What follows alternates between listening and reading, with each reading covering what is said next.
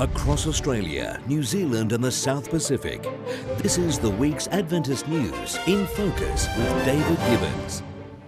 Hello. The Adventist Church in the Greater Sydney, North New South Wales and South New South Wales regions has successfully conducted the first ever combined Children's Ministries Expo.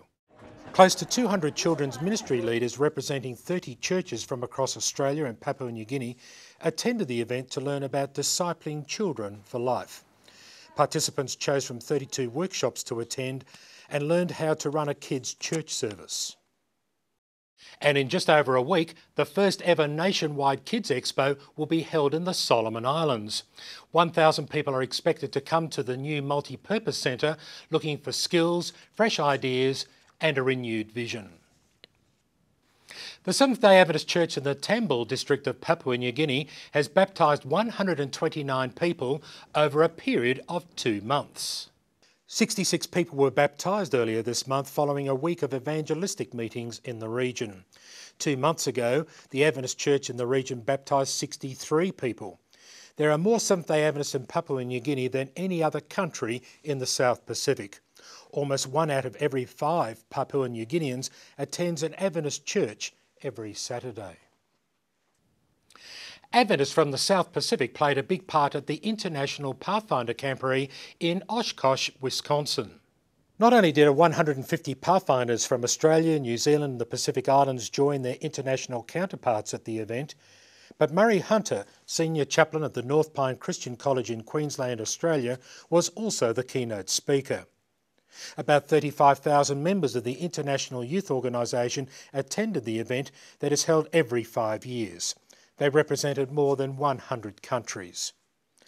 Pathfinders also took part in service projects including maintenance work at the Little Oshkosh Playground, the Payne Arts Centre and Gardens and the Heckrot Wetland Reserve in Menasha. Asian Aid CEO Sharon Heiss has resigned after 4.5 years at the helm in order to spend more time with her family. Asian Aid is a supporting ministry of the Seventh-day Adventist Church. It provides education and vocational training to children and young adults through sponsorship programs in India, Nepal, Bangladesh and Sri Lanka. Under Mrs Heiss's leadership, Asian Aid has flourished. A search is now underway for a new CEO. And in this week's edition of Record, literature evangelists from Australia, New Zealand and French Polynesia have met for their annual congress focusing on the theme of Trust the Lord, never, never, never, never give up. This Sabbath is Abuse Prevention Emphasis Day, an initiative of the General Conference to raise awareness of domestic abuse as well as encouraging abuse prevention. This year's focus is on violence against women.